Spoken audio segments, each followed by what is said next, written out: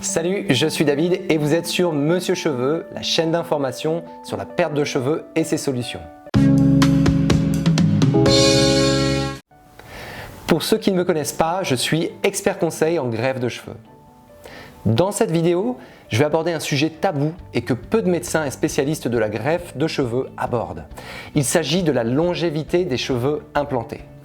Est-ce que les implants sont pour la vie ? Ben oui, on entend constamment que les cheveux implantés ne retombent pas et qu'ils tiennent en place jusqu'à la fin de la vie. Mais est-ce bien vrai? Et faut-il les entretenir ou prendre des traitements pour qu'ils tiennent le plus longtemps en place?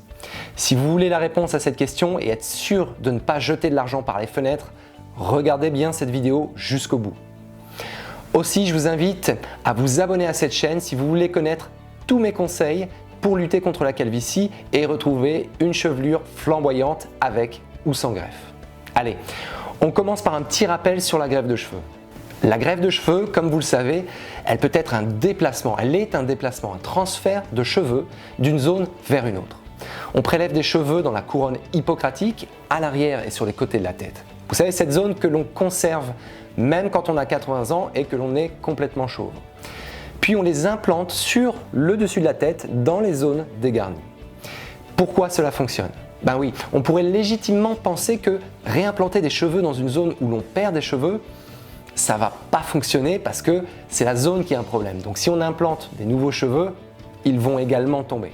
Erreur. Ce n'est pas telle ou telle zone qui a un problème, mais bien les cheveux eux-mêmes.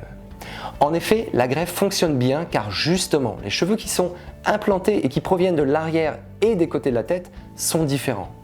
Par nature, ils ne sont pas programmés pour tomber et sont peu, voire pas sensibles aux hormones mâles et à la DHT qui déclenche et cause la chute des cheveux.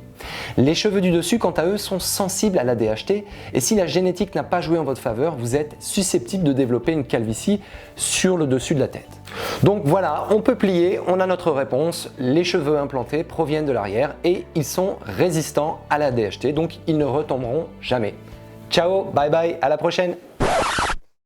Ben en fait, ce serait tellement plus simple et tellement mieux aussi si c'était le cas, mais en réalité, c'est pas tout à fait vrai. Premièrement, parce qu'avec l'âge et quand on vieillit, on perd en épaisseur de cheveux et en densité. Et ça, même lorsque l'on ne souffre pas d'alopécie androgénétique. Quand vous regardez la chevelure d'un homme de 80 ans, vous remarquerez quand même que même s'il n'a pas eu d'alopécie, il ne dispose plus de la même chevelure qu'à ses 20 ans. Il y a moins de cheveux et moins de densité, et ça même à l'arrière de la tête. Donc les cheveux implantés se comporteront de la même façon. Il y aura un pourcentage de perte lié à la vieillesse et une diminution de l'épaisseur de ces cheveux. Ensuite, il y a malheureusement des cas dans lesquels les implants vont retomber.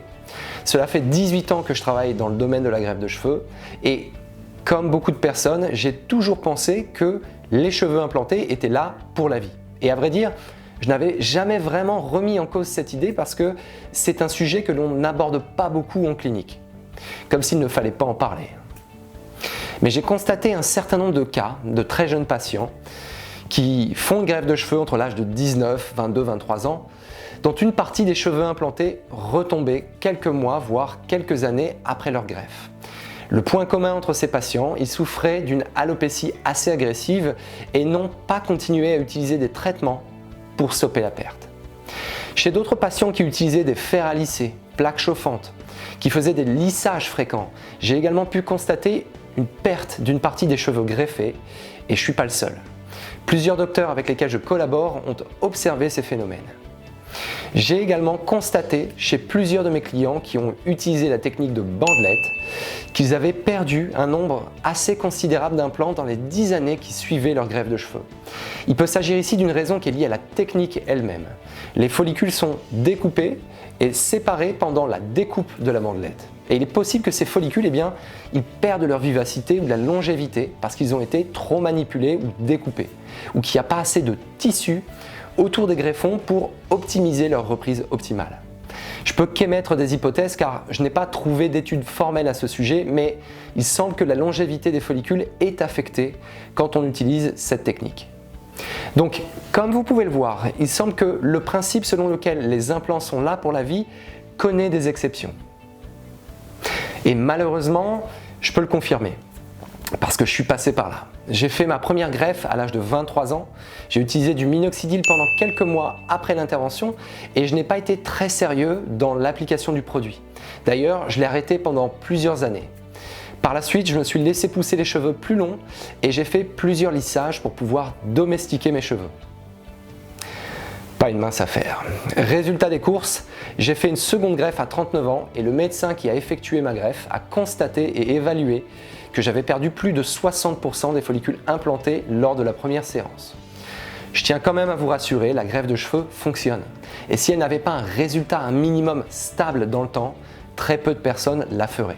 Donc, on respire et on se déstresse car c'est pas très bon pour la tension. En revanche, oui, il semble qu'il y ait des cas dans lesquels les follicules implantés n'ont pas autant de longévité que prévu, mais il est possible de limiter ces cas. Voici mes conseils pour entretenir vos implants et les conserver le plus longtemps possible. Conseil numéro 1, choisissez une technique qui ne crée pas de dommages sur les follicules et qui ne risque pas de porter atteinte à la longévité des follicules. Numéro 2, évitez les coiffures qui nécessitent des tractions importantes sur les follicules, les lissages, plaques chauffantes et l'utilisation de gels extra forts ainsi que des produits trop chimiques. Favorisez des shampoings naturels et des cires naturelles pour fixer ou styler votre coiffure. Numéro 3, ne faites pas une intervention trop jeune et attendez que la perte ait l'air d'être stabilisée pendant quelques mois. La perte, elle se fait par paliers et il y a des périodes de répit. Il faut faire la greffe dans une période de répit.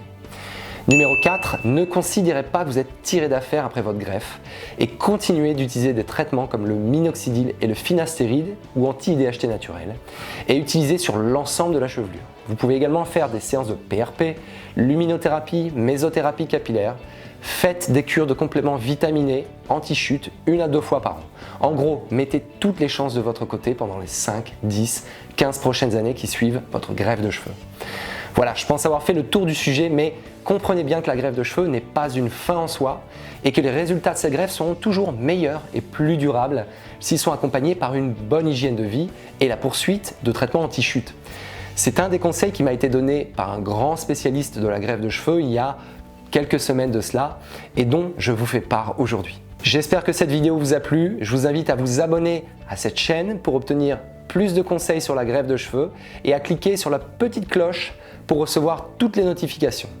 Allez sur mon site monsieurcheveux.fr pour en savoir un peu plus sur Monsieur Cheveux et je vous invite à prendre un call pour un entretien personnalisé si vous souhaitez mettre en place un projet de greffe sur mesure. Un des conseillers de mon équipe ou moi-même vous répondront avec grand plaisir. Je vous dis à très bientôt pour une prochaine vidéo. Tchuss!